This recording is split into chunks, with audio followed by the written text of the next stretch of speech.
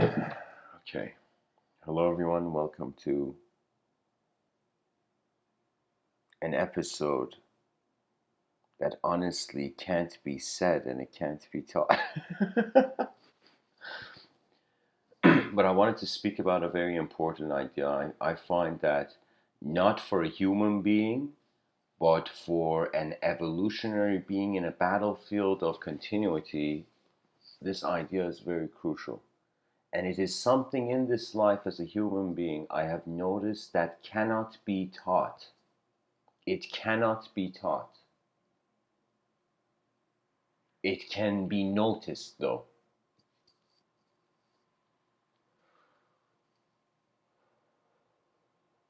Life moves the human being in ways that it cannot comprehend always.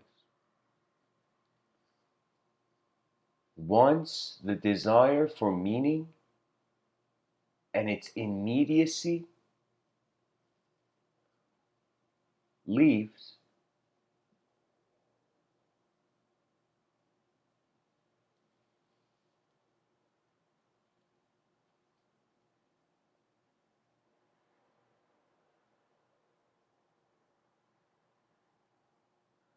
a hidden language of behavior,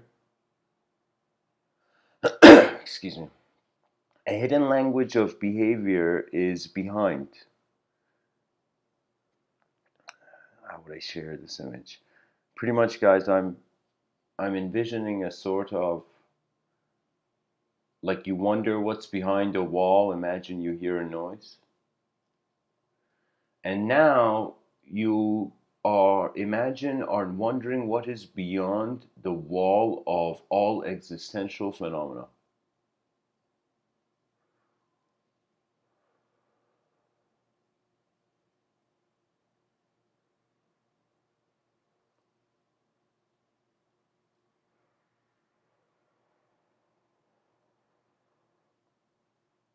That which is not a form can't be taught. That which is a form can be pointed to. When we look at what teachings are, they are relays. They are torches passed down. And no torch is passed down the same way, yet the flame is visible.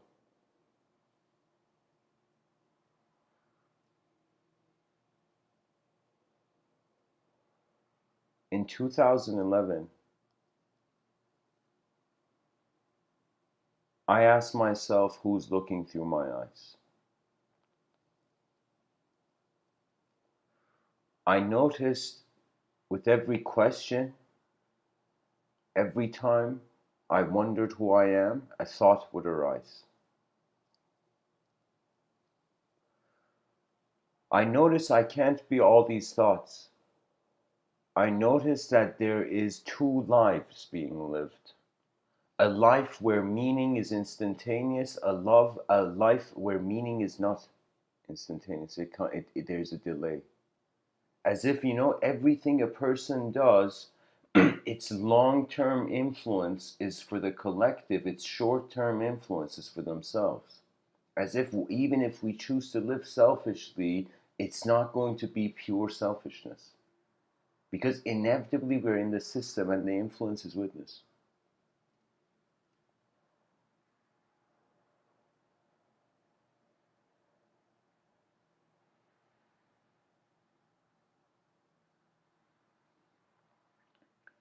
The one looking can't be taught.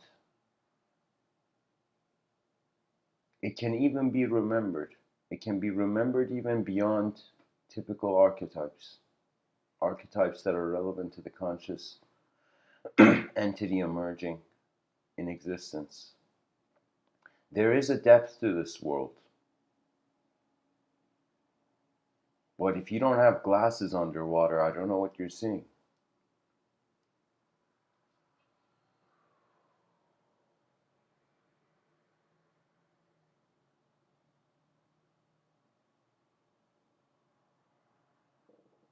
We are so conditioned to do things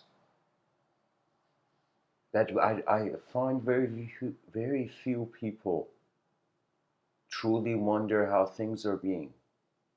It's fascinating. It's like if you want something from someone, it's as if you don't have the patience to listen to their sentence finish.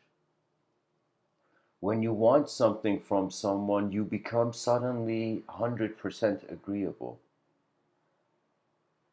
But it is only the person that doesn't want that can pass the test of time.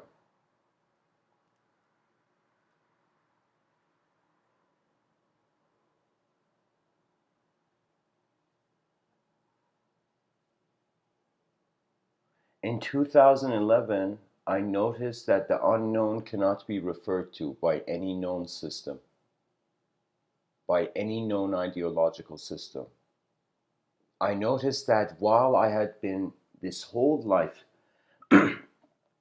at first, the parents of the child spoon feed it, then the environment, society spoons feed you, then your own experiences deepen and they spoon feed you, and everything is putting a spoon of information in the mouth of the person. But there is something that I have noticed.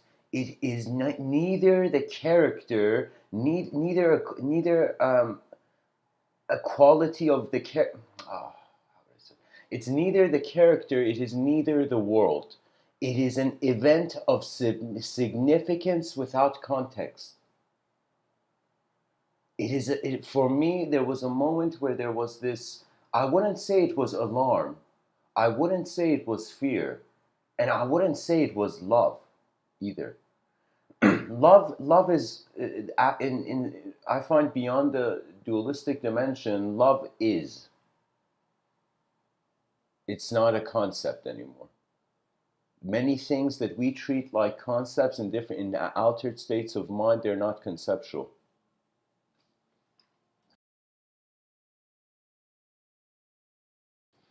It's like right now we think a person can be alone and they can think they're completely alone.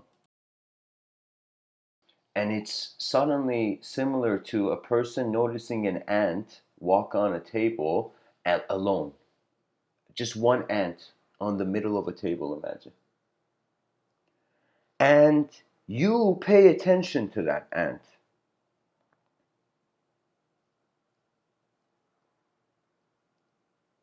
Yet the ant doesn't know your attention is there.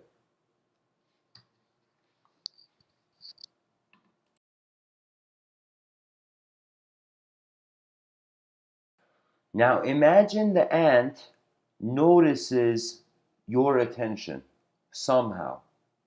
Imagine the ant notices your attention somehow.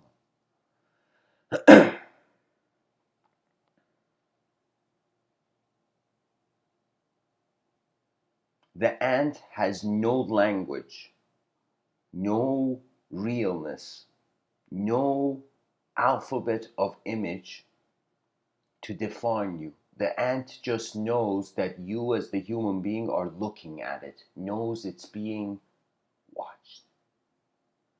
And the concept of watching has two extremes. Its extreme in the external is inconceivability, and in the internal it goes to inconceivability. But in the external, we go towards the infinite. Behind our eyes, we go towards the void.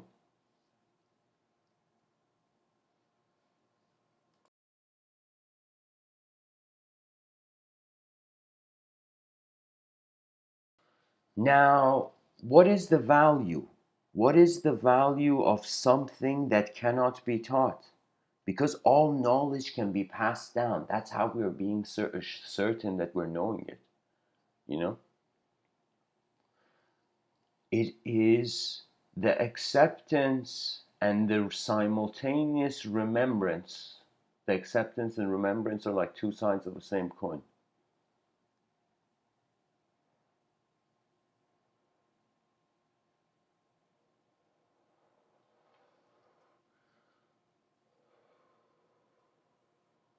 You can doubt the known you. You can judge the known you. You can hurt the known you. You can heal the known you.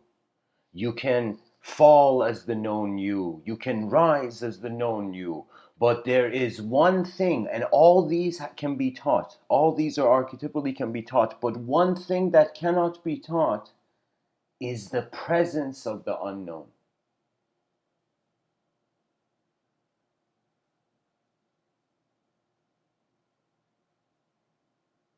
The unknown is what knowledge worships.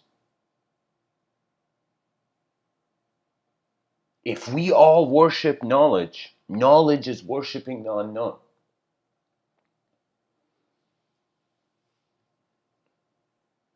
And of course, there are ocean waves behind the eyes of man as well. There's been times where I have sat still, closed my eyes, and I've listened to my breath, and it has reminded me of ocean waves. And for an inner moment, the person can be somewhere else. Behind our eyes, we are masters of subtle teleportation. In front of our eyes, oh my God, I gotta wait for the bus. What is this?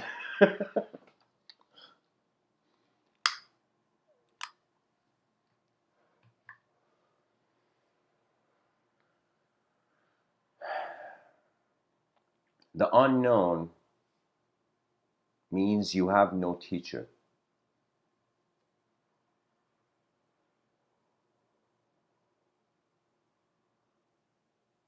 The unknown is novelty incarnate. And it is really the final frontier of the human species. That we have been known objective phenomena moving unknown. Excuse me. We are known objective, individual objective phenomena wondering about a collective unknown subjective phenomena. We are objects that think they are subjects now. But what if an object was never an object? What if matter was the lie, not space? When I say matter is the lie, I mean it's a strange setting where everything seems to be made of particles and atoms, yet 99.9% of the atom is empty. There is something about this realm that is not clear, and we know it.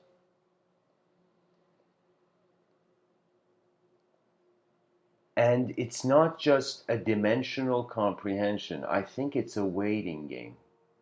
I think the human purpose, human beings have been born earlier than their purpose. I feel we are just like how you plant a seed and the seed doesn't grow instantaneously, and over time you have a tree. For me, it's as if it's not just matter, it's not just temperature that just emerged from a sort of nothing.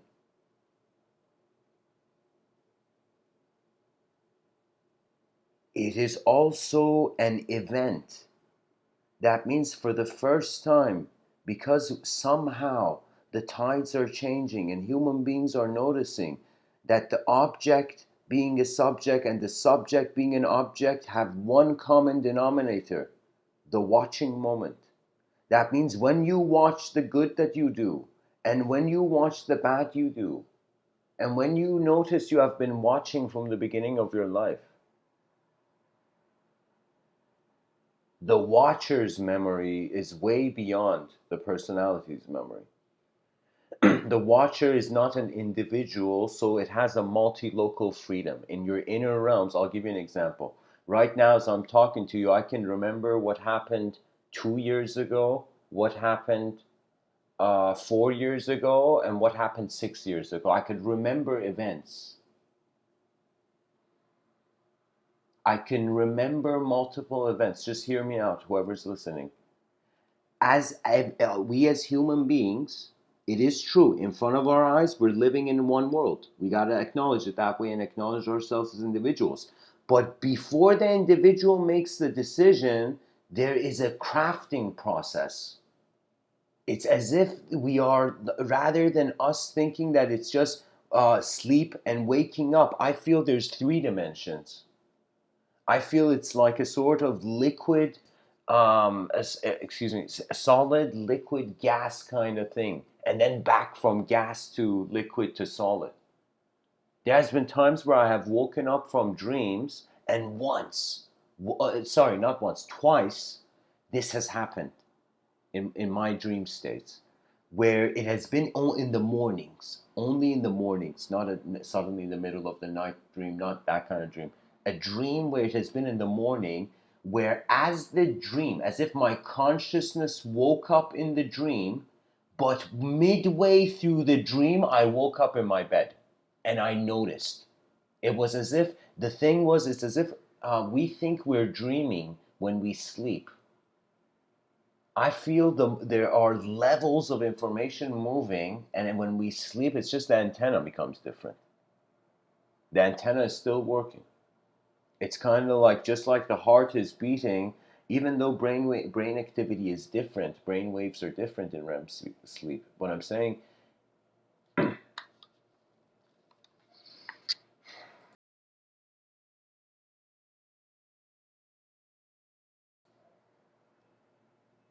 we have declared too soon, or we have stopped updating language too early as a species. And that's the only teaching that cannot be taught is an experience. That's the answer to the riddle. Experience comes to you. It is something that, for me in life, usually what I acknowledge, what I identify as realms of my own comfort, it is where I have access to my full free will. Whenever I find myself in a situation where there is more unknown variables being added to the potential of the expression of my free will, then there comes caution. So I find that we actually are not we are never one type of person. We are a movement. We are a movement that some of us feel it has a story and some of us feel it doesn't. But regardless, we are all here. It doesn't matter how enlightened you feel, how spiritual, how otherworldly you feel, and how much stuck in this world you feel. It doesn't matter. It's just that the pawn pieces, the chess pieces, are in place. Now, what's even more funnier is that whether we know it or not, the chess pieces are being played. That means the chess master is playing the game. It's just that the pawn piece has an ego and is thinking, in some sense, like, oh my God, did I make the wrong move? Not realizing that life is a multidimensional system. You know what that means? That means before people existed, environments existed. And what do we consider the intelligence of an environment? That is a more fascinating question. That what does it mean to be an individual in a world happening at once? What can be taught about a world that is happening at once?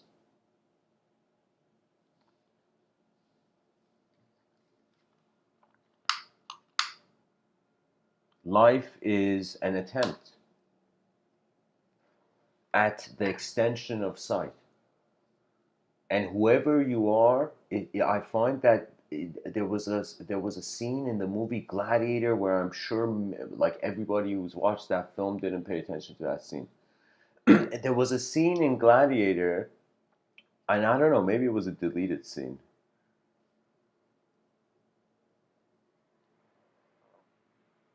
Pretty much his like buddy who betrayed him at the beginning of the movie comes up to him now, his friend, and says, Maximus, the army is here. We can get you out. And Maximus just laughs. He laughs he smiles like a sort of smile laugh, a laugh smile, a smile laugh. It's like a smile that seems like a laugh. All right, guys, we managed to create a new word, smile laugh. Anyways, his friend comes to Maximus in the movie Gladiator and says, Maximus, we can get you out of here. And Maximus says, nature never puts a person in a situation where it hasn't also prepared them for. You see, if there is no doubt, nature has not made mistakes. And most human beings, I feel the whole reason the self-help industry, like is really huge financially, is because people want to better themselves, but they think that they have to identify with the better they see in their outer realms the most immediately. That means there are some people who, when I'm speaking, they hear my talk. And there are some people who I hope, if I talk well, what I'm saying comes across as a mirror after a while. Because what we are left with is what we are. And to not accept what you are is not noticing the world. It is the most immediate failure. The lack of acceptance of the self is failure. Because that means you haven't understood what the world is. That means you have to look at the world a bit. For me, I was like, oh my God, my ancestors back in the day, what was their sort of self-help? What was the self-help of, like, people back in the day running away from creatures, chasing them in the forest or something, beasts chasing them in the, I think enlightenment was back in the day. Enlightenment was like the person just got a moment to breathe and calm down and look at nature, and then had to run away from an animal or something. Reality has become an incredible place, but it hasn't become an ultimate place. For me, the issue was that people are living their lives, but they're not wondering in what other ways their life can be lived. I didn't wonder this. I didn't care for my own life. It was when I was younger, in the sense that I felt the outside was so much more accurate, that what was the mind? It's like I thought I had to just learn all the knowledge on this planet. Could a child be born with knowledge? Is everything on this planet learned, or is it remembered? And if it is remembered, what is remembering?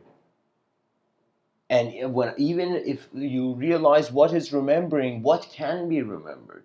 You see, on some level, it's art. Nature is art. People are just freaking out about it. It is an event, and it's the quality. For me, honestly, after noticing that we can't see the edge of the universe and there's black holes, I was like, all right, it's not about a sort of a picture of truth, it's about the quality of the journey. When you notice it's about the quality of the journey rather than an outcome at the end, then you become a master musician.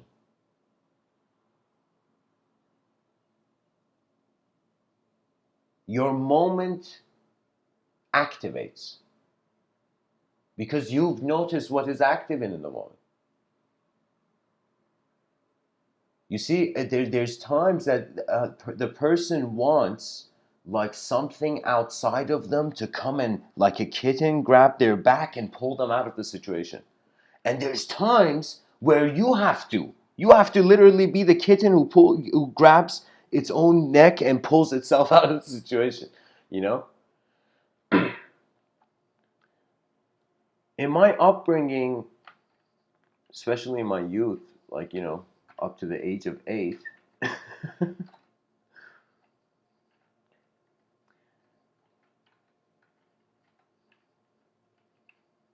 the first wave of information, I can say, one of the early waves of information or information that came across me in childhood was religion. and it was the Islamic religion.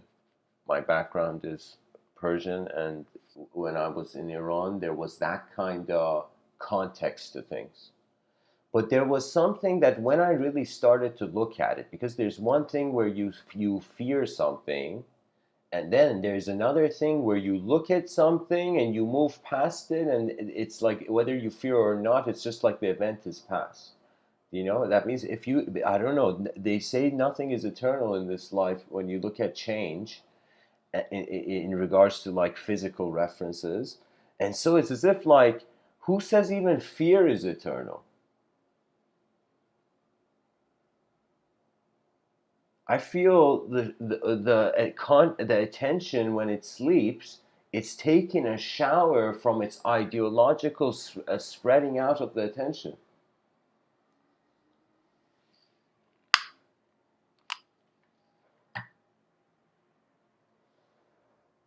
Waking up is expression. It's an expression to wake up. It's something you're receiving. It's the gift. It's the gift of life. You notice life.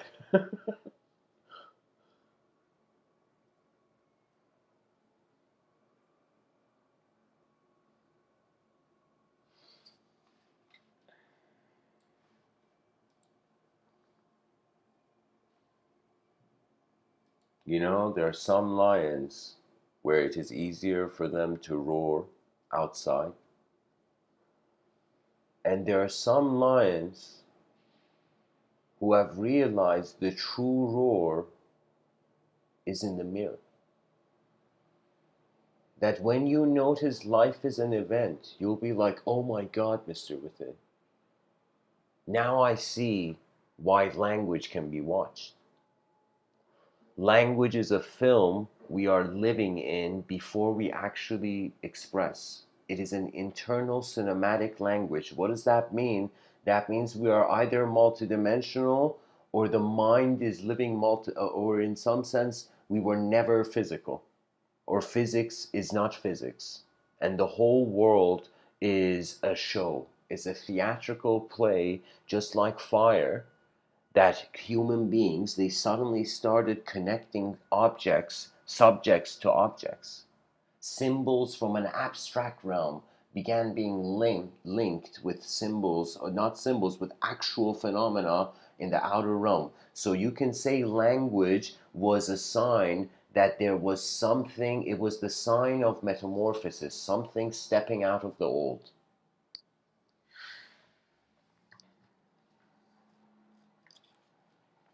So Constantine in the chat section says we're the universe experiencing itself. Yes, Constantine, but is that enough?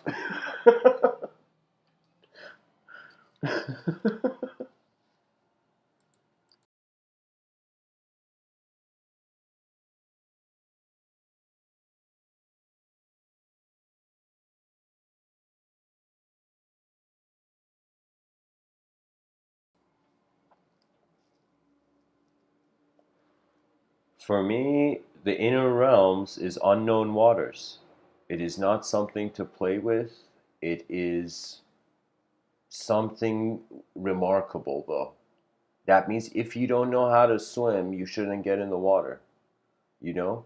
If you don't know how to pilot, you may be piloted by something else in the unknown. You see, the unknown is nothing to fear. The unknown is stepping out of the cave. That's the unknown. And there's we stepped out of the outer cave, yay, but we haven't stepped out of the inner cave, which is language. And once we truly step out of the inner cave, which is language, we will no longer be conceptual creatures. Therefore, language will not be the pure meaning of our lives. Right now, when we are like, who is that person? There's a biography. I went to a bookstore and I saw the biography section, and I'm like, wow, is this a graveyard? You know? And then I realized, no, it's a library. It's a library of different lives that have lived. You don't know, in this life, I wanted to be a soccer player. I didn't care about the pen and the paper.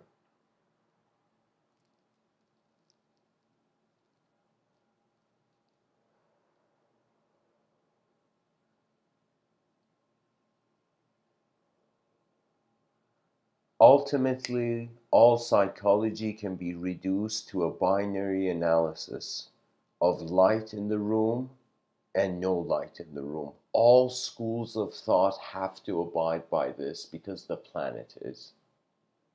That means the reason it's like, I don't know how many people have ever reached this level of wonder where they've gone in the park and they're like, why does the word good and evil exist?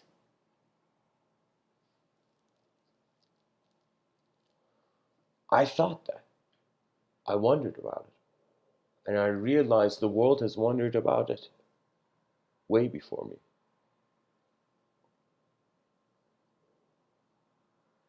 And what my resolution was that because your eyes are where your control, your sight is where your control and attention is emerging, your attention is actually the only stage where reality is.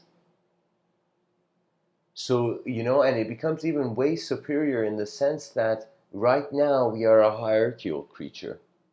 Have you noticed there's hierarchies in many ideological systems? Ideological systems with hierarchies can't evolve.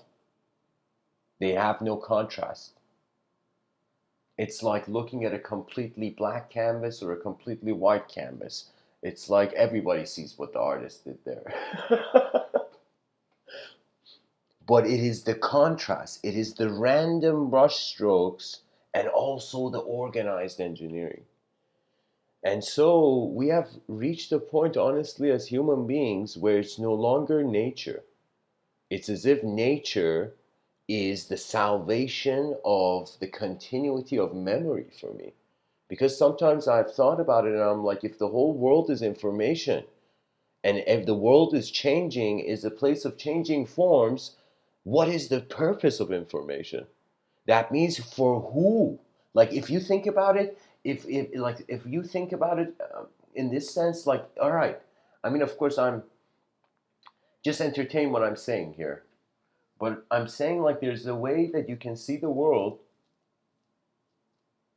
that it wasn't made for man. Man was made for the world. Man is a phase of the world.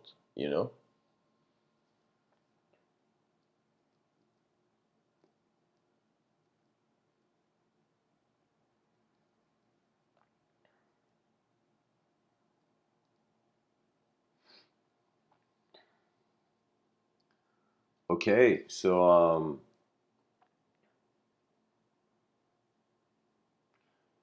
Samantha, in the chat section, I feel I'm following what you're saying to some degree, but I am telling you this.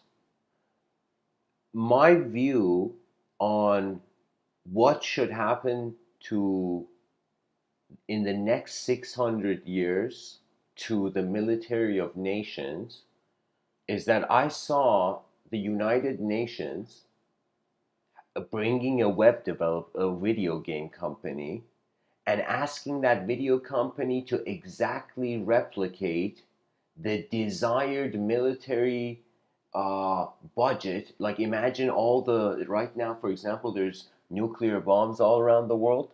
You know, different countries own nuclear bombs. It's like, what is it? It's like a Gucci bag nowadays.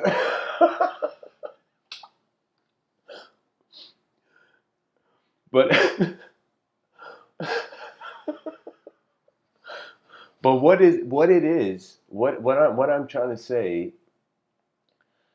is that imagine a video game company comes and recreates every nation's military. And so instead of physical war, there is cyberspace replication of war. There's a physical consequence to war, and then it's as if, it's like a chess game between two people. So those two people can have the chess game in cyberspace. That means all world leaders go on the same like video game with all the militaries of every nation replicated, and they would see what would this in this cyberspace world war, who would win, and it would be just a representation. It's just a suggestion that now we're living as objects. But isn't the world moving towards minds? Isn't everything becoming automated? Aren't they saying that in the future robots are going to take our jobs? You know? And that's intense because being the president of a nation is a job too. Does that mean robots are going to take those jobs too? For me, it's we're reaching a point where the significance of the natural human mind must be experienced. And before,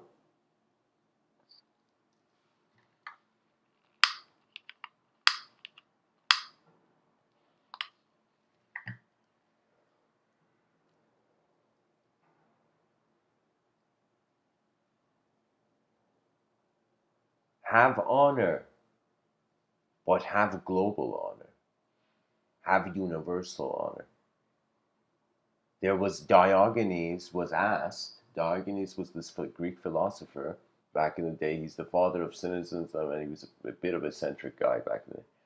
And so somebody comes up to Diogenes and says, "Hey, Diogenes, where are you from, man? Where are you from? Where are you a citizen of?" And Diogenes looks at this guy and kind of like Robert De Niro, "You talking to me? You talking to me?"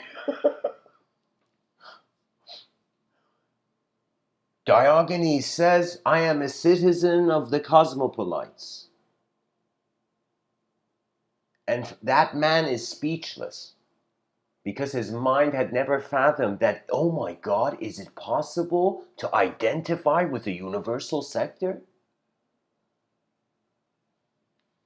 Right now, for me, it's as if we can all just relax and say we're all citizens of the Milky Way. Can we calm down?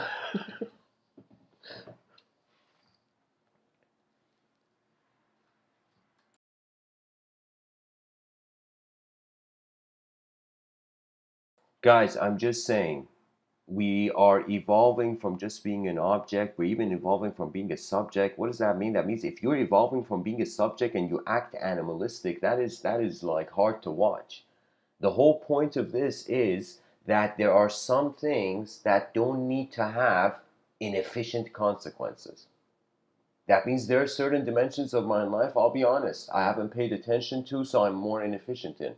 There's some areas in my life where I've paid way more attention to and I am efficient in. Do you know? And there is something that I realize it's not just emotion. There's a saying, they say the content of your mind is not your choice. It's a sentence that I heard from this man named Sadhguru. I heard this years ago. And it was revolutionary for me. Because what Sadhguru was saying is if somebody comes and says bubble tea, like you can't not your mind automatically by hearing the sound evokes an image. So what is happening is that people are speaking to one another, communication is being received, it is entering a space. So it's like, it's like when it's like explaining something to someone, and then you're waiting to see if they heard it, if your satellite went to in their universe, you know, successfully or not.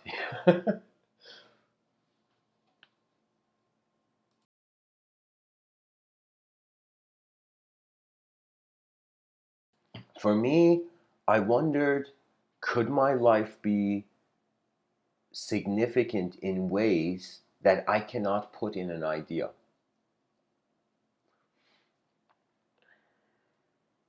And guys, Constantine says, beware of what enters your mind, who you spend time with. Yeah, maintain a level of awareness, but you don't need to say beware. You just need to say aware. Because what I mean by that is that here's the thing. In Zen, they say if you want to climb a mountain, start at the top. That means, let's say you're a person who's it's a good example.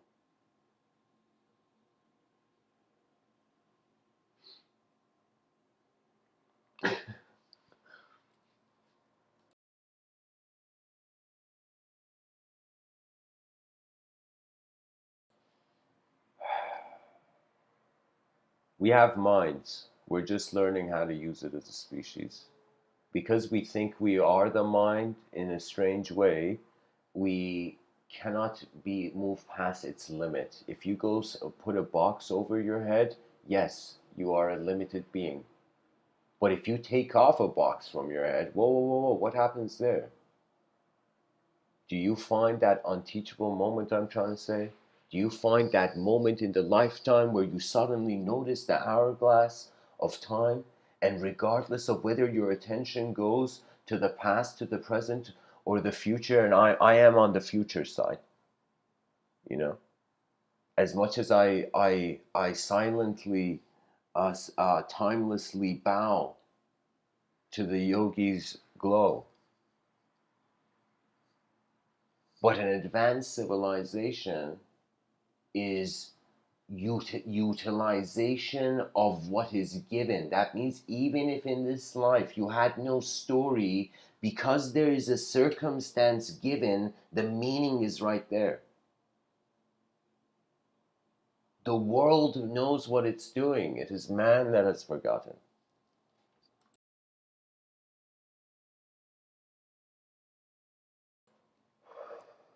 Can you imagine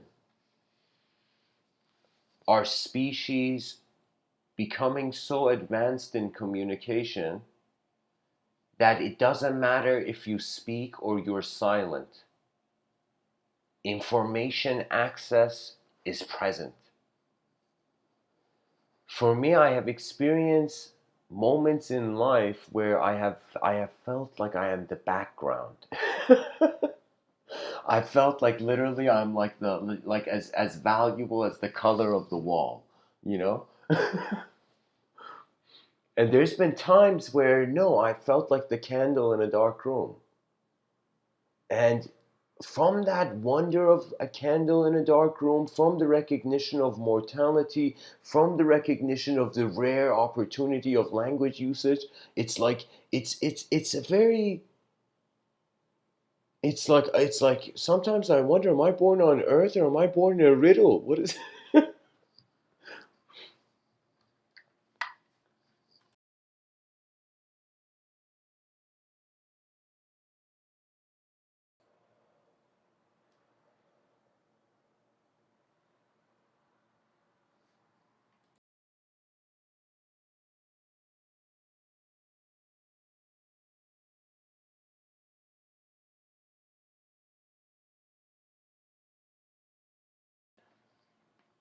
there was a time where it was easy for me to think, yeah, everybody should just have they should just care for what they are, and they shouldn't care for anything else. They should just focus their individual life, and it's like that's the point of it. It's like don't worry about anything else. Then I was like, oh my god, if our planet gets invaded by an alien, we are not updated. We're complaining about depression.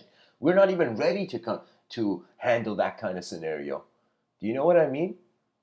That means it's like the way the psychology of the world is now. Sometimes I walk in the street and I'm like, how many people notice that this event has unknown variables?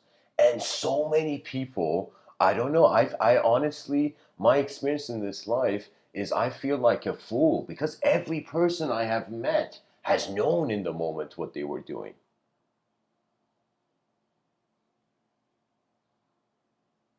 Sometimes it's like, I think what it is if you haven't dared to stare and confront your inner solitude, you're going you in life there could also be this urge to want to be seen. And there is that, but I'm telling you, that is, here's the thing, it's as if like there are games that peasants play and there are games that kings played back in the day in medieval times.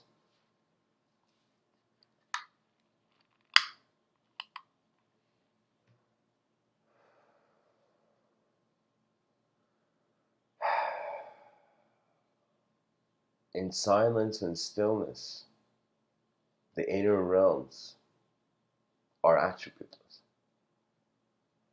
In movement and noise, the inner realms have a ridiculous, even more multidimensionally next level ability to move physicality. That means it is true. Like right now, there's a bottle in front of me. I'm picking it up with my hand physically, and I'm putting it on like in the on this other, like, you know, less valuable table.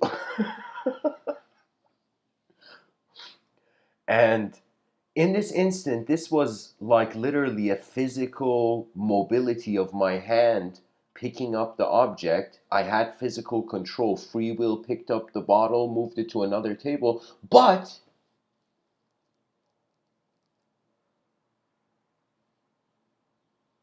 there are, I mean, the way I said but was too intense. What I'm trying to say is that with my hand, I can move things, but with my mind, I can move worlds. That's the value of your intelligence, dear human being. That once you wonder about how you're being, it's not what you're doing that matters.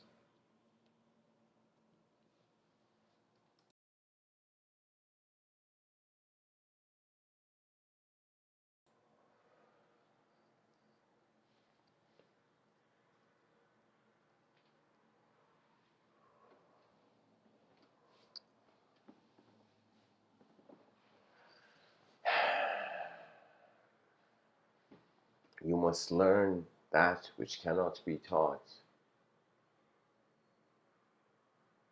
You must remember that which was never a memory. Soon the civilization will enter cyberspace. Like right now, I don't know how many people realize this, but we are at the pioneering phase of cyberspace inner personal archetypes. Like what I mean by that is like back in the day, the phone was far away from you. Now it's in your hand. In the future, it's gonna be in your head. The phone's gonna be in your head.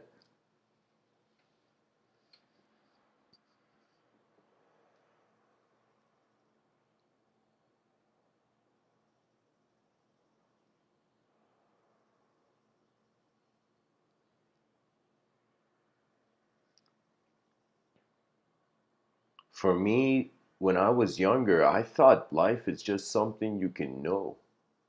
Sometimes I look at my child and I'm like, oh my God, you know, was I a fool or the world I was born in?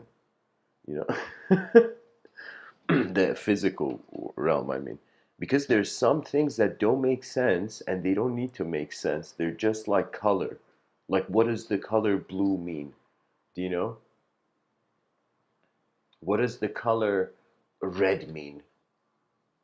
You know, imagine someone, the Zen master, you know what it is? It's like the Zen master found the glitch in the system. The Zen master, it's like they forced a monk, Zen monk, to say, like, you have to say a god. What god do you worship? And the Zen monk was like, all right, emptiness, man, if I have to say something.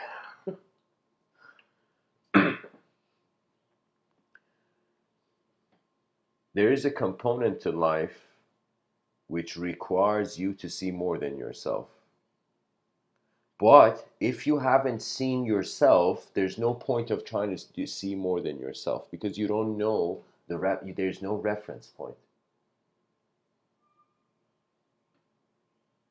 Sometimes in my life, I've gone through a hardship, and at the time I was like, why? But then years later, I realized if I hadn't gone through that hardship, there wouldn't be a complexity in my attention. So it is true that in this life there is suffering, but if you get through it, that is literally life experience. That is a teaching. That is as if the world is teaching you when you suffer, physically even. The world is your teacher, the elemental is teaching you, the elemental is giving a talk. And beyond the elements, the sky has a voice. And what would an endless sky say?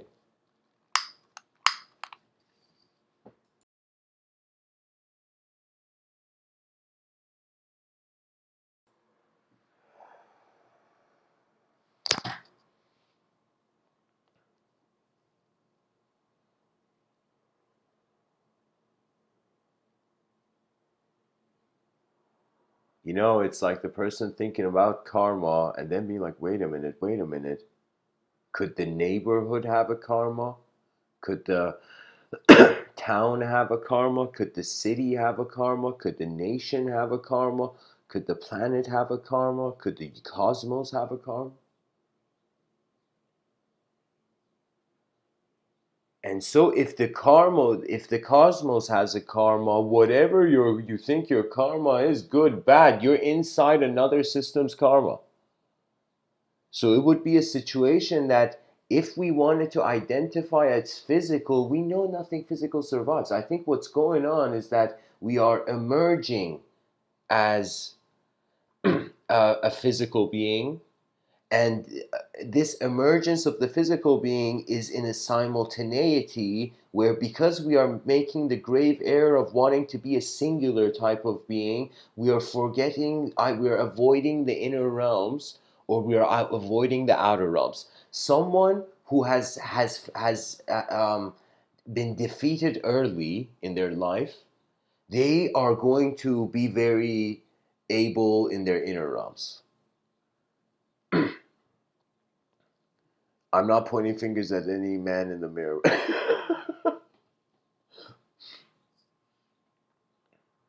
I'm just saying that in life, evolution is happening. The world is changing. Scientifically, there's going to be a heat death. Religiously, there's going to be an end of days.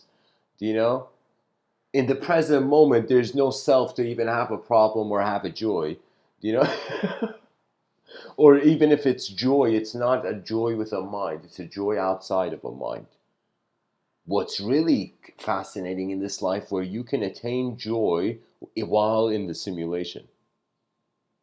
That means you can live unconditionally in a circumstance where the conditions are set, where the game is set. We've opened our eyes in a game, folks, and we're all players. Think of consciousness as a multiplayer online video game where you have logged in, and it's like suddenly we wake up all in the same physical map, in the same physical virtual three-dimensional map. We all awaken in this map, and we don't know who's playing behind the computer screen, but we know that we are a character, and we know there's a world, and we know there's an event, and we know that there's a design and structure to the game. You know, that means I wouldn't be surprised if at the end, like through a very neo whatever ideology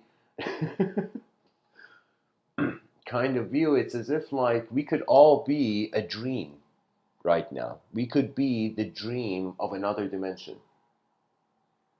We could be a dimension dreaming. We could be a world dreaming. Sometimes I thought when man fell, that means God in some sense had already made the world. So the world's purpose, world has a purpose that surpasses man's purpose. You know what it is? It's as if the world and the planet is God's creature too, if you're a theist listening. It is God's entity. So it's like as if there's a justice to the planet. Do you know? And honestly, this is the thing about nature. This is one thing that is the closest thing to the view of the soul. It is when before there is reason or the lack of it, there is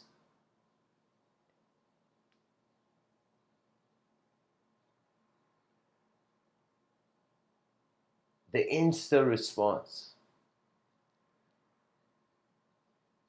It's as if there's a probability, if there's a potential that superior dimensions beyond the human sensory perception in the electromagnetic field, whatever, however way we're classifying our sensory perception. I'm just saying, like, if there is a dimension where there is no time, or there is an ability to be in any time, then it's as if the higher dimensions will be invisible to us as long as we're individuals. So I feel the veil of thought is in this modern way, I call it the language threshold. That's the term I've designed. That term I find is the most important concept on this planet. It means what is happening phenomenologically experientially surpasses any conceptual stance on existence. Life, its voice is louder than language's voice. Direct experience is heaven, is in the instant. That means the only way I feel you can conduct a long-term project for a while is that you aim so many steps ahead that your failures are just dust on your shoulder you're wiping off. You're brushing off.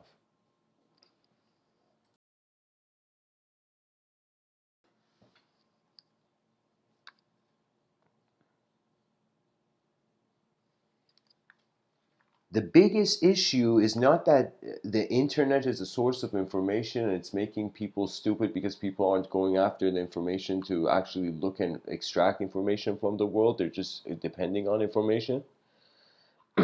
I feel it's just that there comes a moment in life where you just see every day happens once. And there can be endless reasons to life and actually no reason to. It is such a multidimensional system that the void is even included.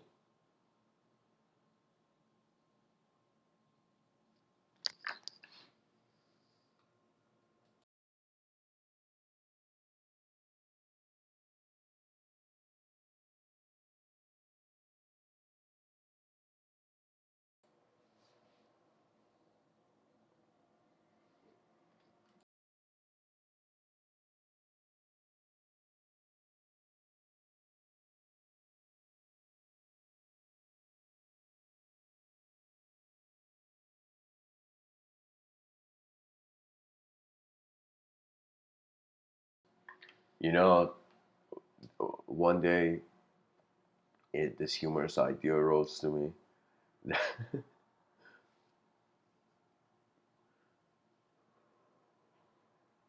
that I thought for a second, let's say there was a God, how would God being seen? How would God see man? Usually we think man is trying to see God, right? That's the whole theme of history. But I'm saying it's like how many people have wondered how God is looking at man, right?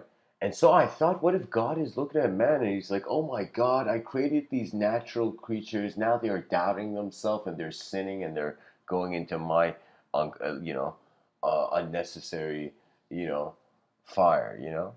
So what I mean, so what I'm saying is like, if we can as a species find some way to notice that which is more than an object and more than a subject, we have dared explore the unknown. That's when I'll know the spirit of discovery is has the engines have started again. Where we no longer we have people, we have explorers. No longer you look at a person on the street, it's like, oh my God, look at that person. You know, that person is my enemy, my friend. You know, it's like it's like it becomes a situation where you see it's as if like if you want an advanced civilization, you have to act like it. It doesn't just happen without any attention to it. Anything in this life that is built requires attention.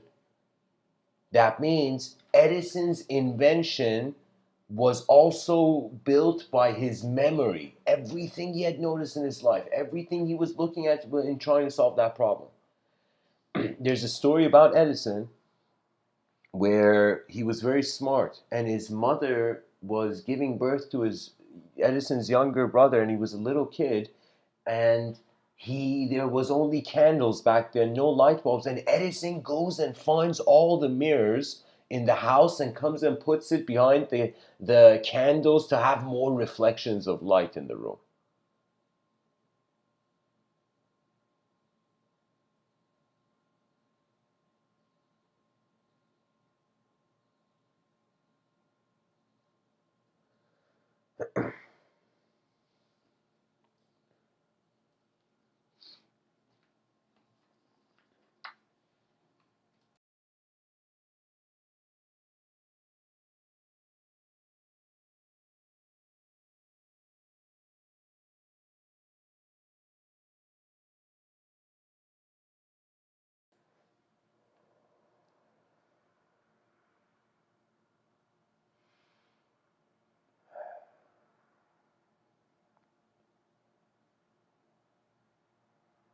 That which cannot be taught is the noticing of the unknown in the event, and it's usually in two ways. Either the known is moving the unknown to simulate free will, or the unknown is moving known consciously, but it's from the unknown's view, the unconscious's view.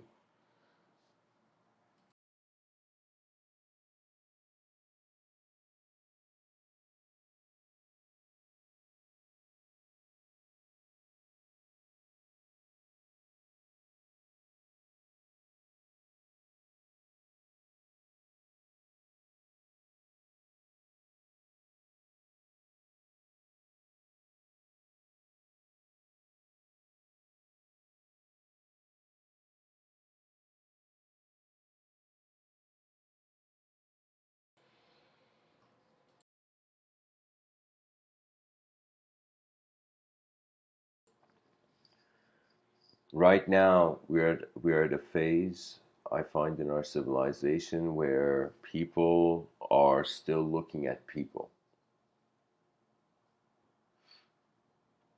I feel there will come a time where the eyes of our grandchildren will become our highest honor. For now, the eyes of our children are our highest honor, not our great great great grandchildren. It's as if we are not living like kings on our own earth. We are living like weak like the weak.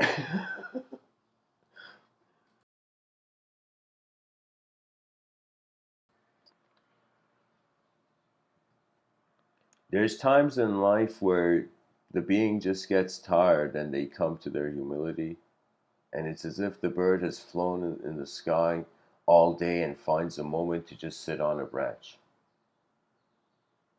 The bird looks at the branch, looks at the sky, looks at reality, and after a while realizes the purpose of it is there is no endlessly flying forever, and there is no endlessly staying on the branch. That life is awareness of the giant that we're on its shoulder, the giant's shoulder we're on.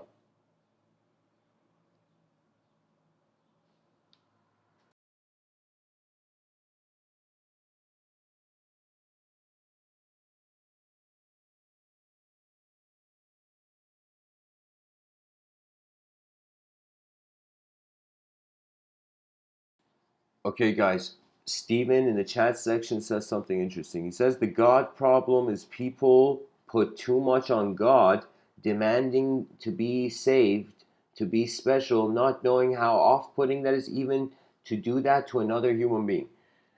Steven, let me tell you something about that.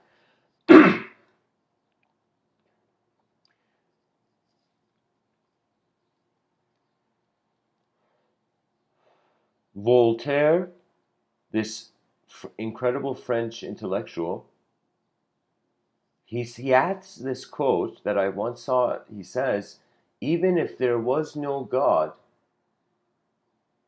it would be necessary for man to create him. Even if there was no concept of God, it was necessary. And I kept thinking, why would Voltaire say that? Why would this atheist, incredible intellectual at the time, like, say that? And I realized, because he was so wise, he realized that it was a consequence of a natural event. That means it was an event, not per se a divine event. I'm just saying it was an event. So it was a moment. I personally say that religion is the 6th century. In the 6th century, people were probably like, all right.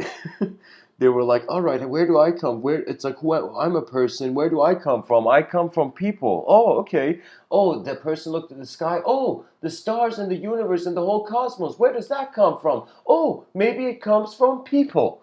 And there, the idea, it comes from there. Do you see?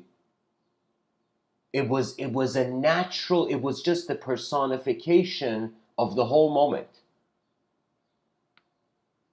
It was a way to see the world alive first before yourself.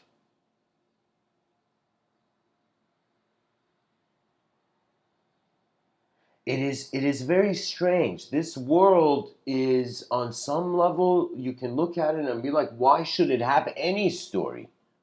Like, forget even religion or metaphysics or philosophy.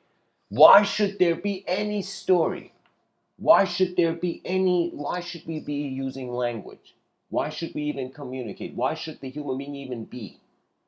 You see, it's like, it is too easy to not look at the artwork and think you've seen it. That everything in this life is technically art. That's the biggest thing. Everything is art. When you realize this, you'll laugh at all those people with certificates on their wall.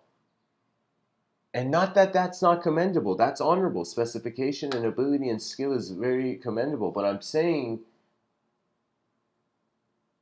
open eyes is more honorable, though. So that means, would you rather have a wall of certifications but a blindfold, or would you rather have no certifications but no blindfold?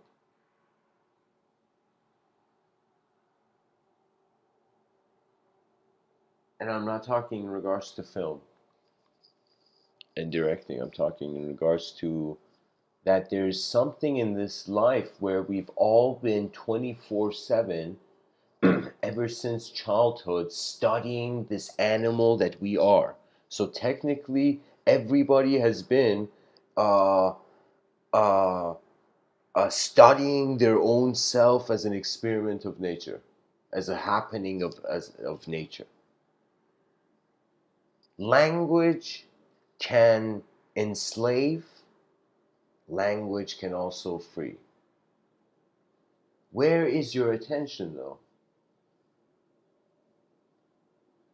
And that's eternity.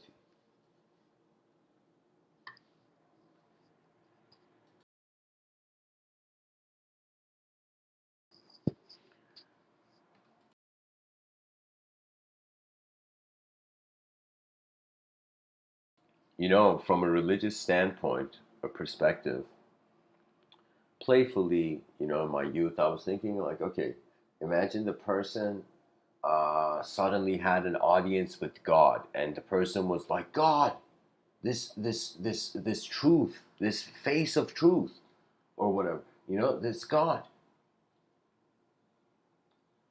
Why did you create man? Why are we all here? Why is there suffering? Why is there existence? Why is there design? Why is there any point to this? And or like, why is all this whole universe and cosmos here? Pretty much, imagine the person asking that from the ultimate truth. And the ultimate truth, imagine, was like, I don't know what to tell you.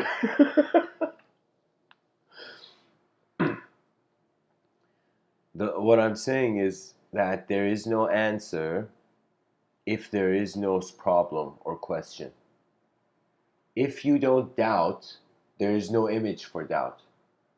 If you doubt and you fear your own past, which is impossible because your past is past, I don't know how some people, their past bothers them. I really don't know how. Like it's for me, the past is done, whatever it was. That means it was a performance. There was a moment. It's there in my inner realms as a memory of a performance on stage. But then it's, yeah, after the stage of that moment, it's something else. What I'm saying is we are moving beyond the language threshold, and this is where I have done something which I think no human being in history has done, maybe to this extent, where I am saying I respect existence,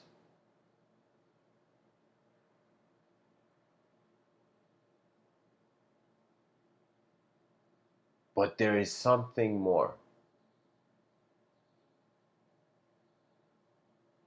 And that's the noticing, that is the true treasure of life. Whoever you are, you notice that it's not just a pre-written program. Because for me, it's very strange. You go to the religious perspective, destiny. You come to the secular perspective, your DNA is like your program. Your culture is like sculpting this program. You know what I mean? So it's as if like whichever way you look at it, it's like it's a collective event. I think what it is individual consciousness is a mirage between two collective events, a known and unknown collective event.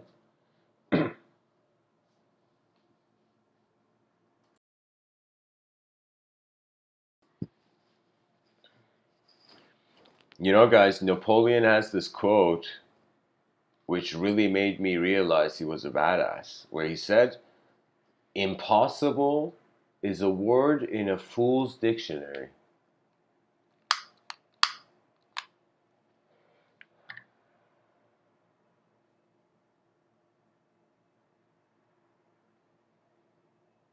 And that's the way to live on this planet, but with a mindfulness that there's other plants in the garden. That's the wonder of life.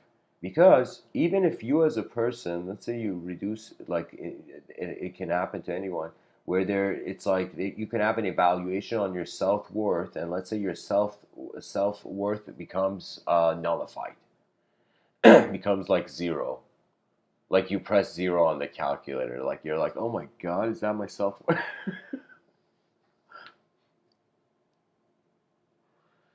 When the self-worth becomes zero, the person suffers and is like, oh man, this suffering is too much to bear. I want it to stop. But sometimes if the attention changes, the body, the mind, it heals. I don't know what it is. It's like suddenly there is ways that the attention can move, that it's like a key on, like a bunch of keys unlocking a certain way for the moment to function.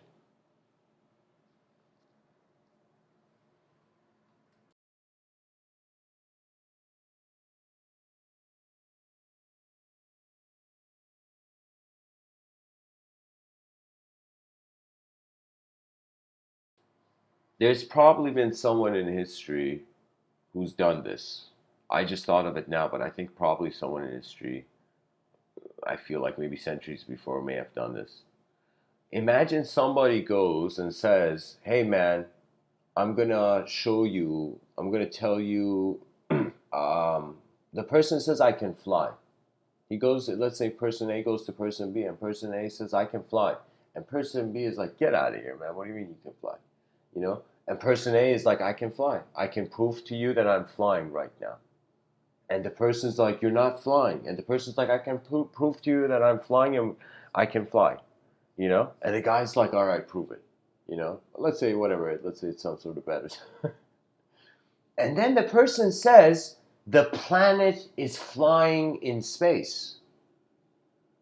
We are technically flying in the Milky Way. But everyone else is too. That's my point. That was the whole point of the story I was trying to share. That there is something bigger than us that makes us laugh at the inferior self suffering.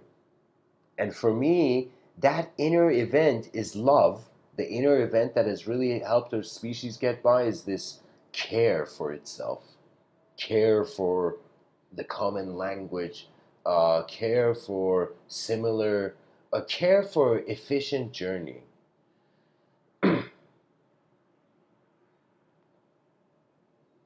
And a lot of this life, like if you can give anything a story, anything, it's like we're giving ourselves as an object, a subject, a subjective. We're linking ourselves as we're inside a subjective Iron Man suit.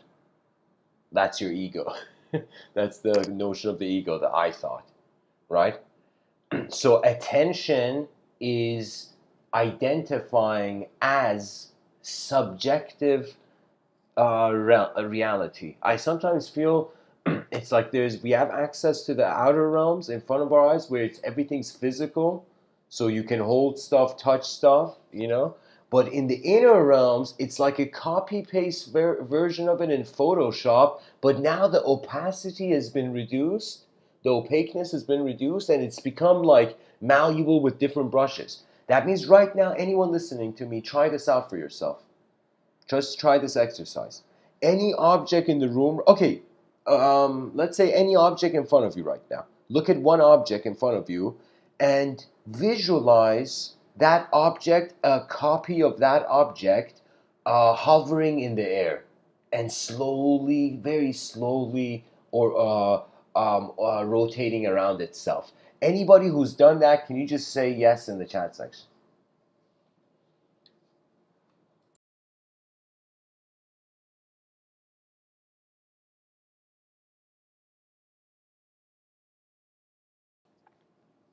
That means look at an object and visualize it hovering in the air, and keep it in your visualization hovering in the air. And when you've done that successfully, please, as an active uh, participant in the chat section, just say yes or I did it or something. Okay. So guys, can you notice that gravity hasn't thrown your visualization down? Have you noticed gravity is not acting upon your visualization? That copy paste version of the object in your inner visualization, you're visualizing it hovering there. Gravity hasn't dropped it. Why is that? The inner realms are not based on physical laws. They have a malleability. I'm saying that there is a subtler realm. We are multidimensional. We think we're singular, so we fight over stuff.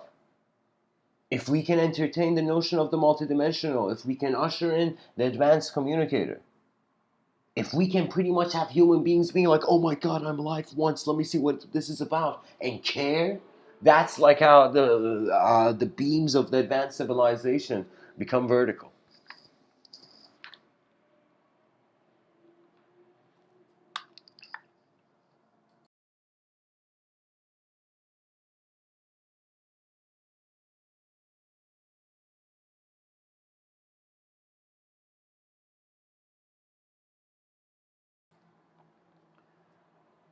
This, your inner realms,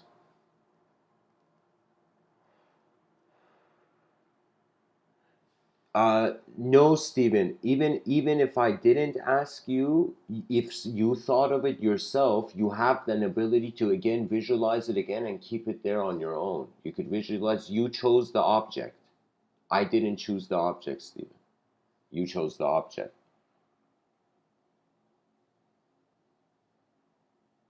So keep that in mind.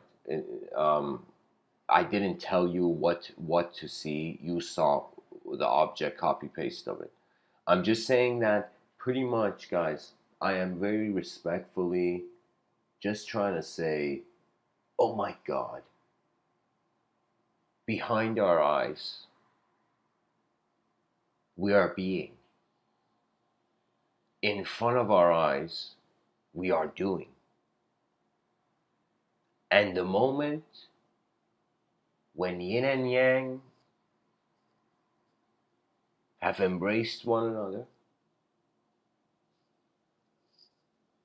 when ancient lovers meet, the modern civilization is born. The rise of a community. Can you imagine how epic it would be? Can you imagine that if we suddenly solved world peace and they're like, how do you do it, guys? And we're like, we just matured. We just realized we can talk about anything and never have a physical issue because we have minds. We have evolved to have minds. Evolution did something weird. An object became a subject to itself and now is like, what's going on? So you see, there's more to the picture. I personally say there was a subjective evolution. That's why I consider the subjective realms and the inner realms. You know,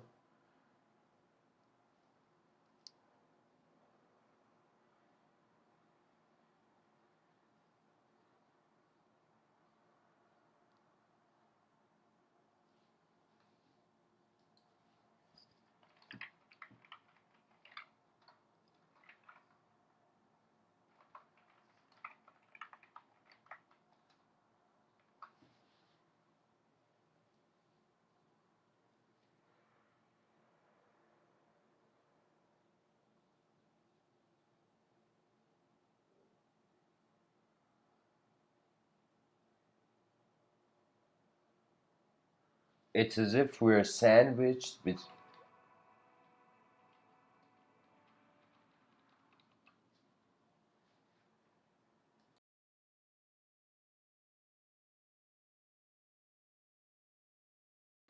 between objects that are known and between feelings that are unknown. Really, like that's the seesaw we're on.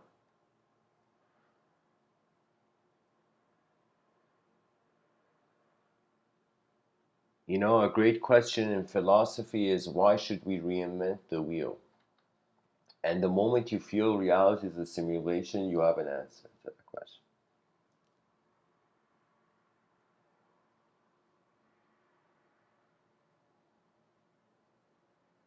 For me, a lot of people want something better in their life. They want to be something better. They want to advance. Advancement is like, that's my favorite word, I think. And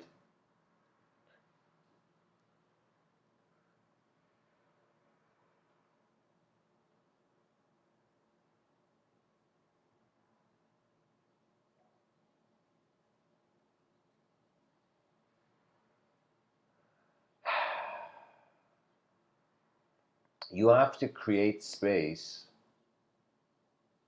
for your own movement, also in higher dimensions, by your sensitivity and care of how you walk in the room of this life. At first, I find that teachings are very linear. First, the mind is feels knowledge is just the linear.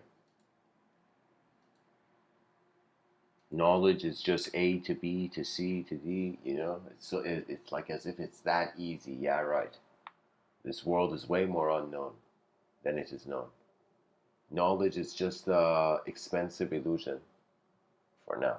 The educational system needs reform and it needs honest reform. It doesn't need violent reform, it needs honest reform. Meaning that for me, you don't know, guys, I have cried for universities. Not for universities, just for the way the educational system has been run, because you know how many explorers of actual knowledge got diverted into becoming soldiers on an economical battlefield.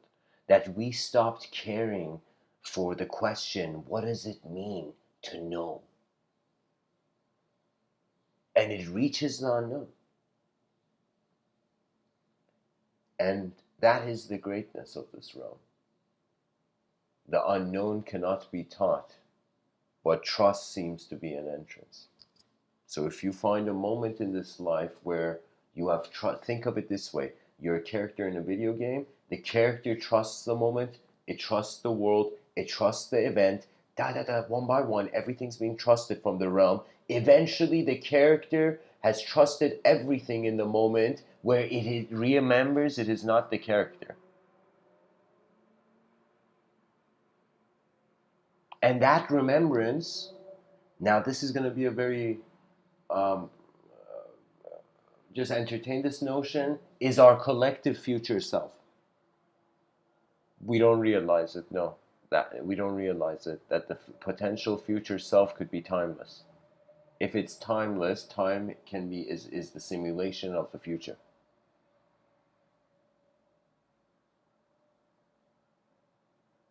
And we can have this notion that we are in a pocket of time.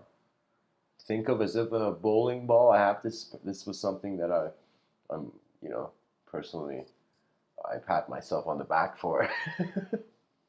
That I thought about black holes, and I'm like, all right, let's see what we could think of a new theory on black holes. I was just thinking of the idea, and I was like, all right, let's call it the bowling ball theory, where it's as if we're in one of the pockets of the bowling ball, and the pockets go deep.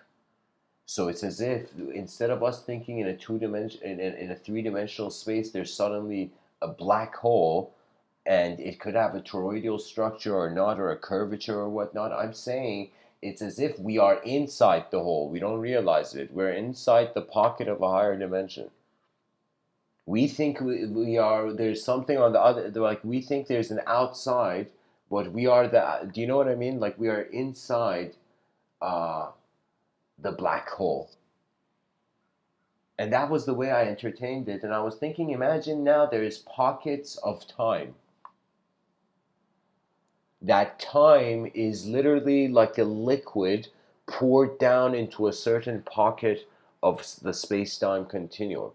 It's a sort of natural movement because it is very complex to see nature and at the same time be an individual.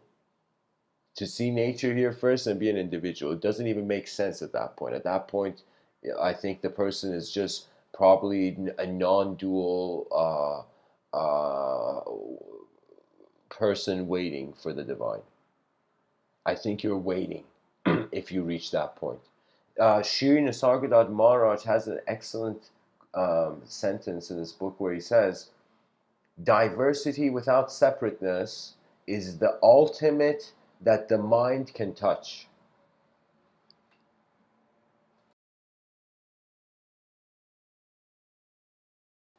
What does that mean? That means the best case scenario is we're unique and unified. Worst case scenario, we're not even here. Worst case scenario, there's no one here to even notice anything.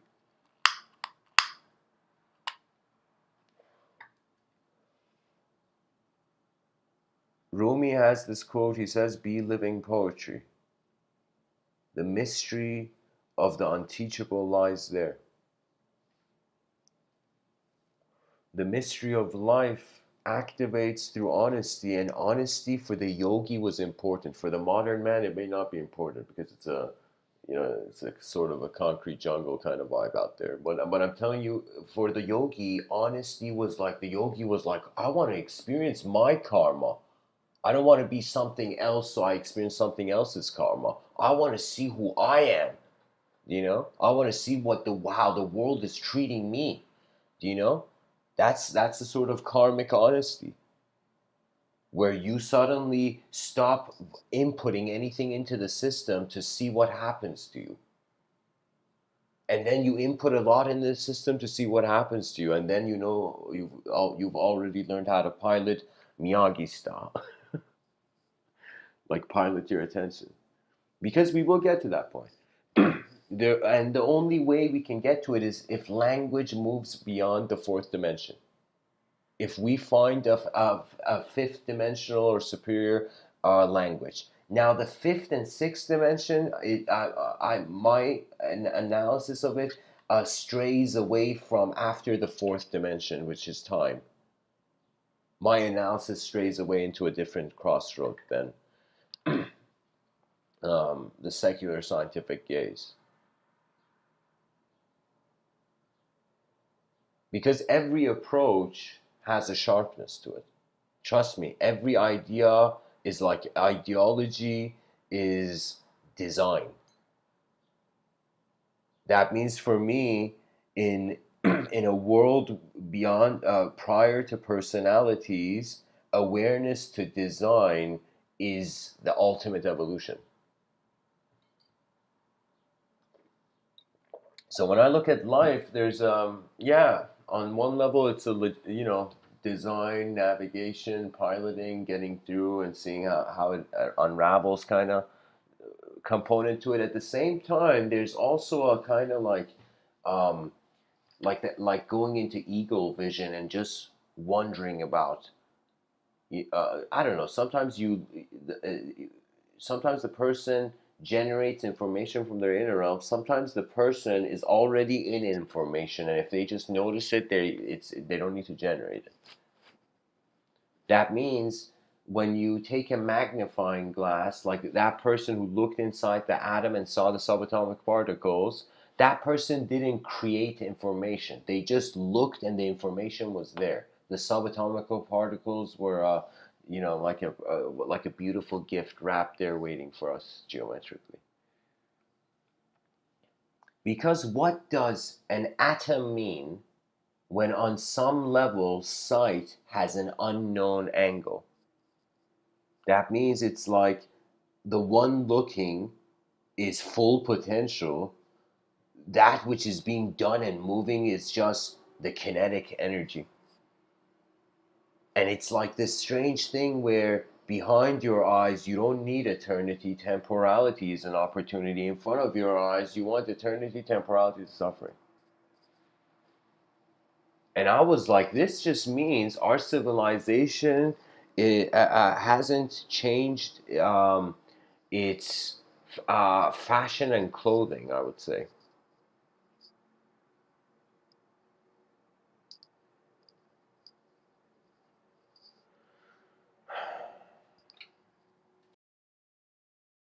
Ideologically, I mean.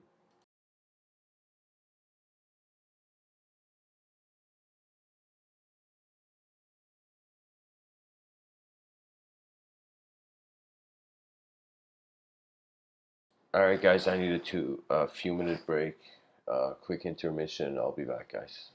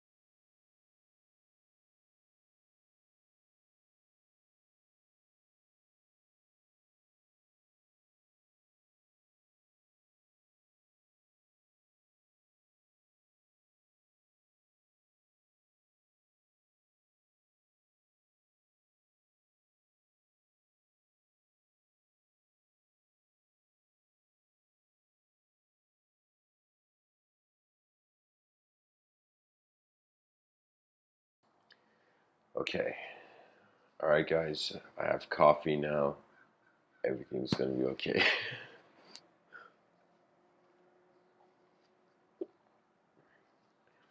Sometimes in life, there should be things that people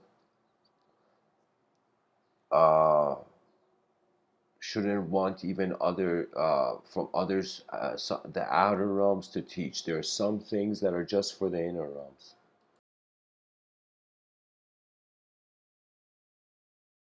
There's some memories that the person in the lifetime remembers, but they never vocalize.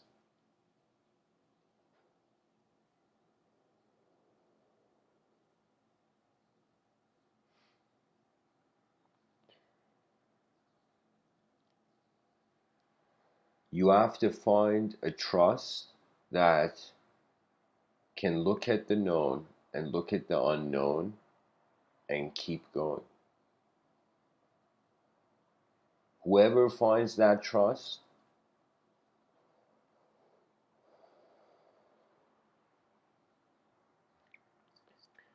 with hands bigger than the universe, I have already saluted the pilots.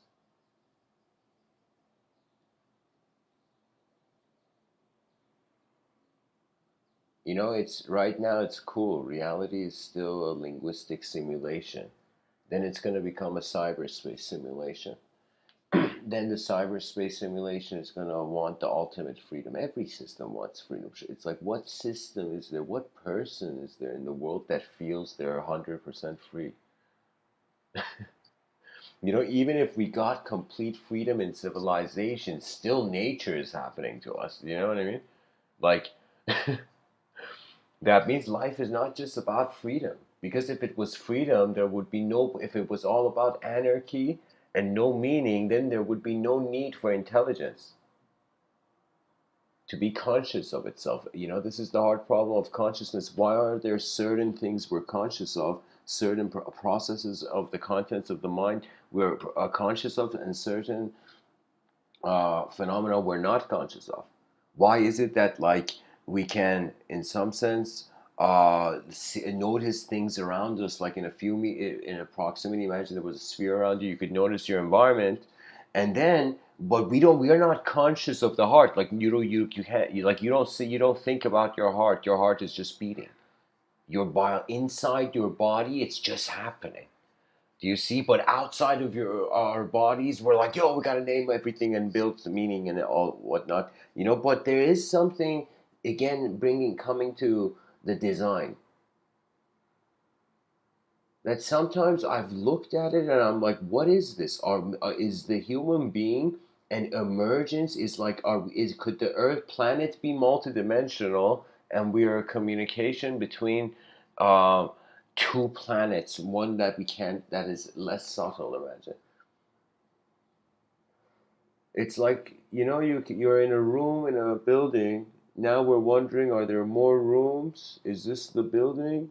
Is there an outside to the building? Can we even go outside the building? What does it mean?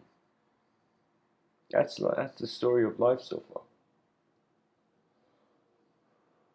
You know, it's like imagine extraterrestrial lands and comes to make contact with human beings, and it's like, human beings, I am this extraterrestrial. Who are you? And we're like, buddy, we don't even know. Like, if you do have any ideas. The extraterrestrial would probably be like, my name is not Buddy.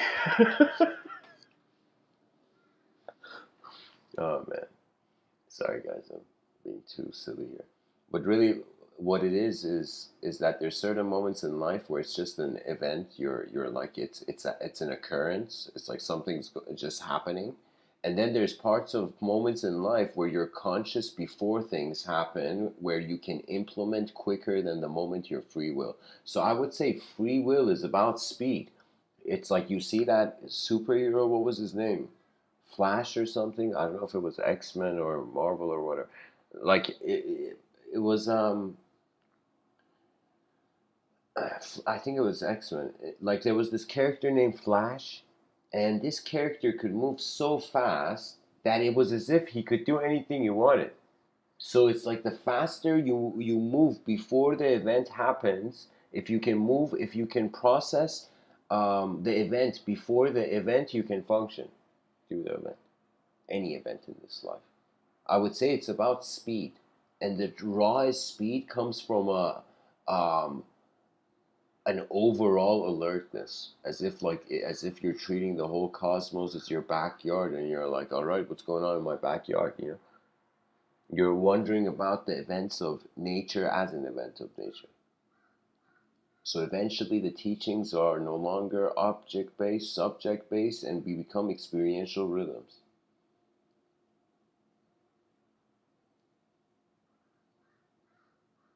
And all our efforts, whatever we do, to people 1,000 years from now, they are all going to look at us and be like, look at these, early settlers, look at these early pioneers, thinking they figured it out. Yeah. There was last thing to leave you with. There was just this line from this Japanese show called Shingeki no Kyojin, where the person's like, one person's like, is life meaningless? And the person's like, no, the life is not meaningless. We find meaning in life by living for those who will find the meaning one day. And that statement was really what I saw occurring to the efforts, like the whatever the next language is, which my inclination is that it has to do with geometry. Geometry is the next great language of all languages. But I don't know. The world is moving in so many different ways. It's moving in so many different ways to so many different people. And those people are moving in so many different ways to themselves before they even make a decision as a person. So reality is just like, if we see everything as complex, we'll never see the simple, That's why I'm saying we got to be able to pilot. That means anytime someone comes, you're judging yourself in a complex way, I'll be like, all right, so my mind painted that picture, let me see what the other is. That means it's like, if the person has let's say, a thought where, like, I'm a terrible person, or like, I messed up or something like that, or I made a mistake or something, like, that person should also at the same time just be mindful and be like, all right, so I saw this side of the spectrum, what about the other side? What would the opposite of that look like? So look at the opposite design of your failures, and you'll most likely find an algorithm to your success.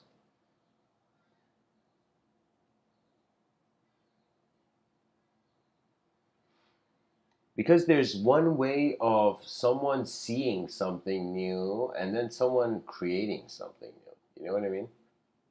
Like, a discovery and an invention have different values.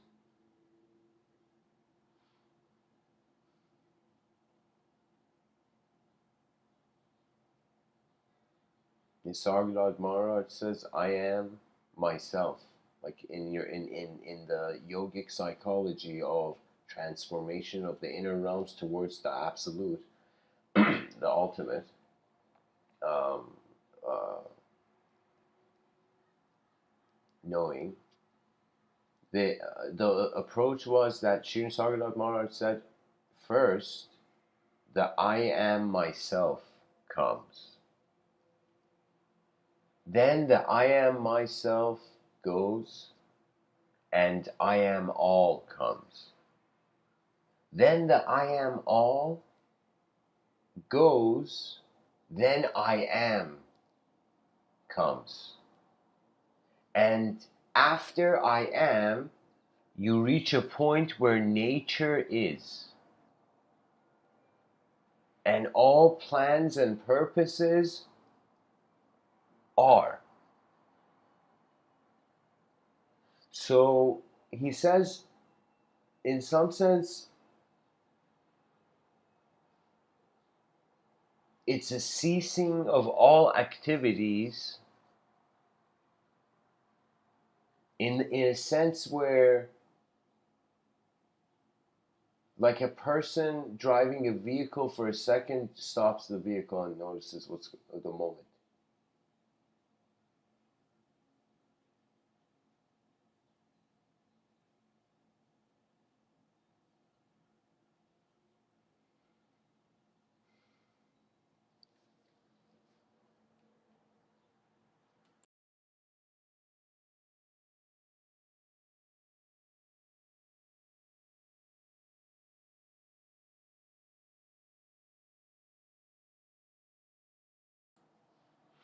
If we treat the inner realms as weather, people can't get upset at thoughts that come and go. I don't know how many people cry when they see leaves fall from a tree.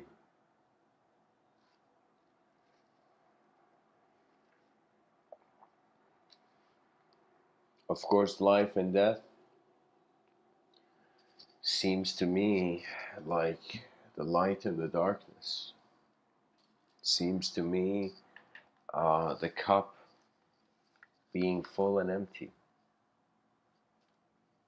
For me, this realm, sometimes I look at it and I'm like, do you even know what you're doing?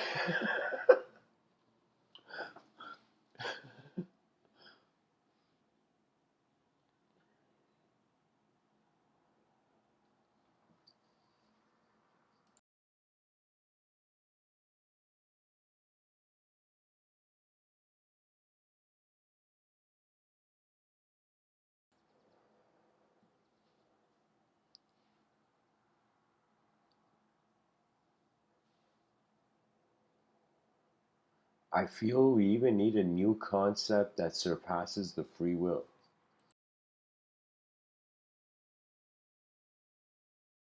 We have the word free will, we have the word divine will, but we don't have a word that is both of them simultaneously.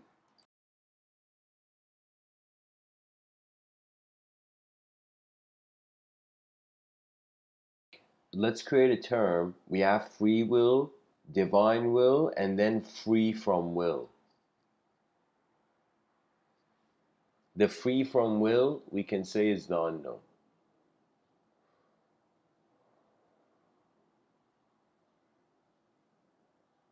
For life is lines drawn in the void.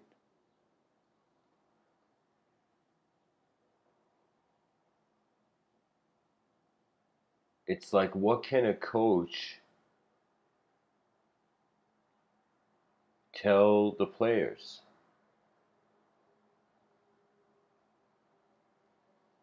If you know you're better, you win. You don't disengage. You don't engage in the inferior. In based on your intuition.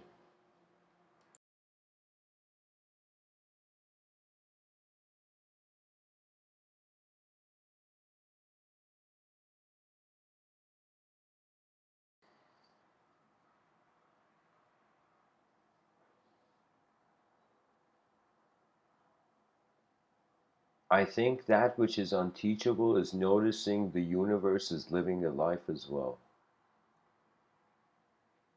That as much as you as a creature have a value to the world has a value to you. And let us not forget our true face in the mirror. It is the advancement of the species that is why we're all going to work in the morning. It is the only idea left, the only game our species hasn't played yet. The interstellar civilization game, the advanced civilization game, the advanced human beings. That means I thought about it in this way that okay, imagine it's like the person attempting to wonder about what people are going to be 1,000 years from now and being like, wait a minute, why can't we be the future now? Because the thing is, like, when you're in the present, the suffering of the inner realms goes, but when an outer circumstance comes, those who are really in the non-dual presence, they're not forgiving. Well, not necessarily, let me say.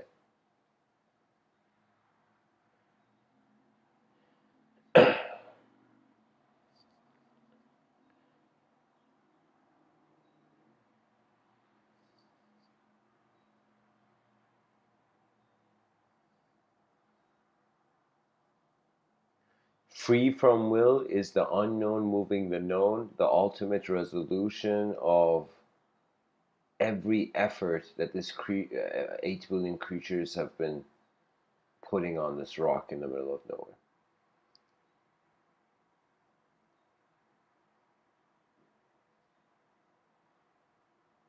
We are stardust talking to itself. Doesn't get more surreal than that. Thanks for listening, folks. And just in life, if you care, you'll be okay. If you don't care, well, you didn't care. So whatever happens, that happens. You know, if you care, whatever is in your attention you care about lives on. It's the same with people. Just like you, let's say you have a car, and if you don't take care of the car breaks down over time. So similarly, it's the same with people as well. If you don't care for people, if you don't have attention on people, it's as if like the people you care about, like you know what I mean, like people are important to you. It's as if we have to take into this idea that we have to co-create with the world in the waking state. That's the only place where we can, in through a certain level of organization, work. In dream states, it's like, can we work together? In deep sleep, can we work together? Only in the conscious waking state, man has hope to build a system that just deserves a better civilization. Like our civil, do we really deserve like such cubic rectangular civilization?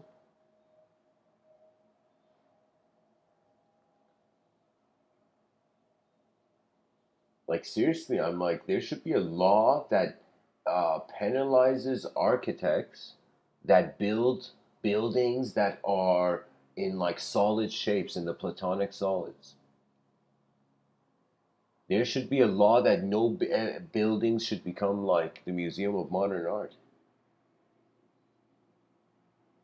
Imagine every building had its own personality. Instead of the architect just trying to say what the teacher said to it, the architect was like, whatever, let me see if I could create an artwork, not just a building. You see, that's the best thing in life. It's something that I like. I was very excited early on to go into the film industry. Then I realized it's like it's as if art is not being noticed.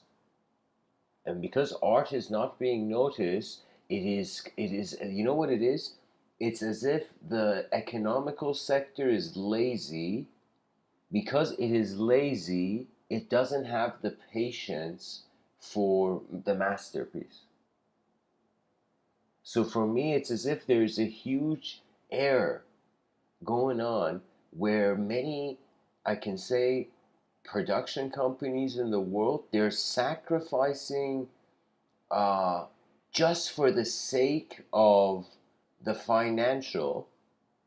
They miss out on the value of the art. So you can say money takes away your attention from the value of something before the value of money.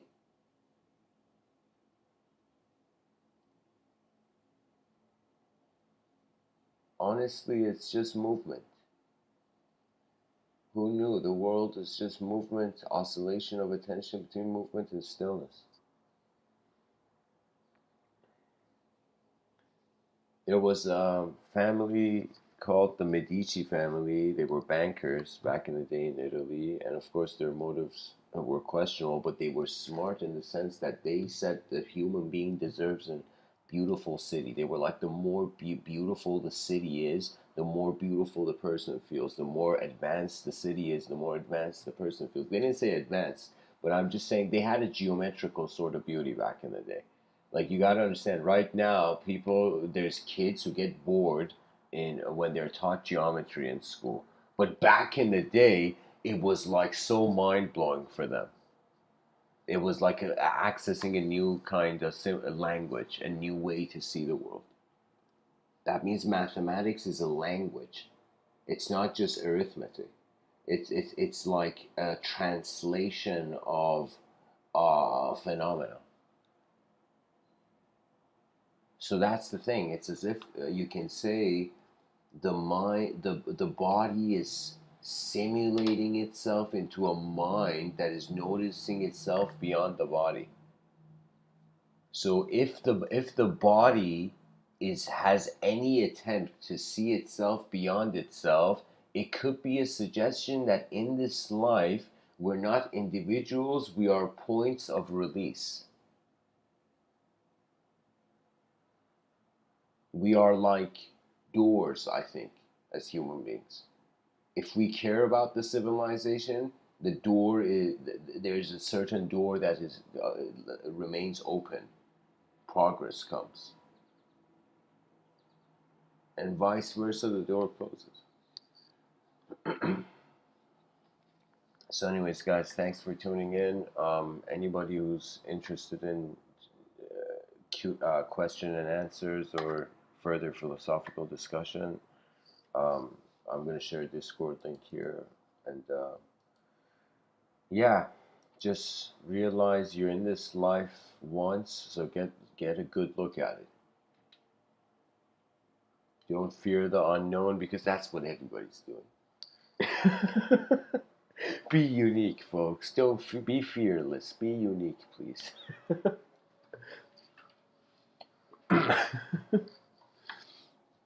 So blessings, guys. I'll see you on Discord.